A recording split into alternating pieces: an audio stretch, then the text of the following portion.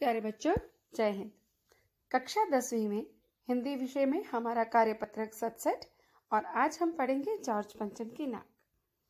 बच्चों, ये पाठ एक व्यंग विधा में लिखा गया है। इसके लेखक कमलेश्वर जी हैं। हास्य की शैली में यानी हंसी मजाक की शैली में अपनी बात को कह देना कि किसी को बुरा भी ना लगे और हमारी बात उस तक पहुंच भी जाए, तो ऐसी रचना को हम व्यंग कहते हैं। तो इसी अंदाज में लिखा गया है ये पाठ जॉर्ज पंचम की नाक। इस पाठ में ऐसे ही मजाकिया अंदाज में देश की व्यवस्था पर व्यंग कसा गया है। आइए अब पाठ को जानें। ये बात उस समय की है जब इंग्लैंड की रानी एलिजाबेथ द्वितीय अपने पति के साथ हिंदुस्तान पधारने वाली थी। अखबारों में उनकी चर्चा हो रही थी। रोज लंदन के अखबारों से खबरें आ रही थी कि शाही दौरे के लिए कैसी कैसी तैयारियां की जा रही हैं। रानी एलिजाबेथ का दर्जी परेशान था कि हिंदुस्तान, पाकिस्तान और नेपाल, इन 3 देशों के दौरे पर जाने वाली रानी कब क्या क्या पहनेगी। उनका सेक्रेटरी और शायद जासूस भी उनके पहले ही इस महाद्वीप का तूफानी दौरा करने वाला था। आखिर कोई मजाक तो था नहीं। जमाना चूंकि नया था, फौज फाटे के साथ निकलने के दिन तो बीत चुके थे, इसलिए फोटोग्राफरों की फौज तैयार हो रही थी। क्योंकि अब तक भारत आजाद हो चुका था और इंग्लैंड की रानी एलिजाबेथ अब भारत में मेहमान के तौर पर पधारने वाली थी। ये वही रानी एलिजाबेथ है जिन्होंने भारत पर इतने सालों तक राज किया था, लेकिन अब वो एक आजाद हिंदुस्तान में आने वाली थी। अब फौज के साथ रानी एलिजाबेथ के निकलने का जमाना नहीं रहा था, क्योंकि हमारा देश भी आजाद हो चुका था, नया जमाना था, इसलिए फौज तो आ रही थी, लेकिन फोटोग्राफरों की फौज। इंग्लैंड के अखबारों की कतरनें हिंदुस्तानी अखबारों में दूसरे दिन चिपकी नजर आती थी कि रानी ने एक ऐसा हल्के नीले रंग का सूट बनवाया है जिसका रेशमी कपड़ा हिंदुस्तान से मंगवाया गया है। कि करीब 400 पाउंड खर्चा उस सूट पर आया है। जब किसी बड़े सेलिब्रिटी की, ऐसे व्यक्तित्व की हमारे देश में चर्चा होने लगती है किसी भी विषय में, तो उसकी छोटी से छोटी बात की भी चर्चा अखबारों में और मीडिया के थ्रू फैलती है ना।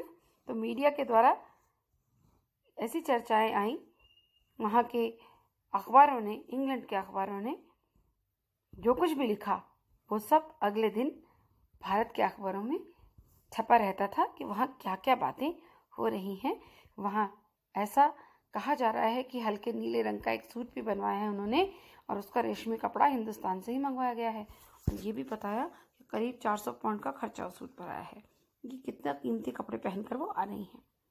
रानी एलिजाबेथ की जन्मपत्री भी छपी, प्रिंस फिलिप के कारनामे छपे, और तो और उनके नौकरों, बावर्चियों, खानसामों, अंगरक्षकों की भी पूरी जीवनियां देखने में आई। शाही महल में रहने वाले और पलने वाले कुत्तों तक की तस्वीरें अखबारों में छप गई। बच्चों, ये सब चीजें आप देखते हैं अपने आसपास, देखते हैं ना, आप खबरों में देखते हैं आप कि कोई एक्टर है, कोई एक्ट्रेस है, कोई बहुत बड़ी, किसी नई ड्रेस में, किसी नई जगह, कोई नई फिल्म का इनॉग्रेशन हो रहा है, वहाँ पहुँच जाते हैं।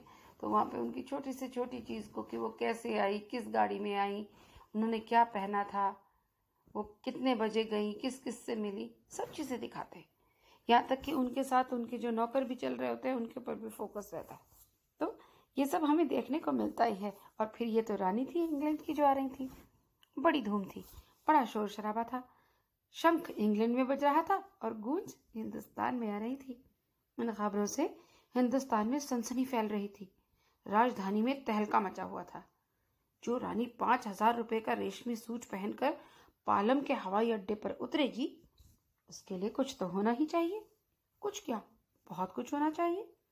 जिसके बावर्ची पहले महायुद्ध में जान हथेली पर लेकर लड़ चुके हैं, उसकी शान शौकत के क्या कहने। और वही रानी दिल्ली आ रही है। दिल्ली ने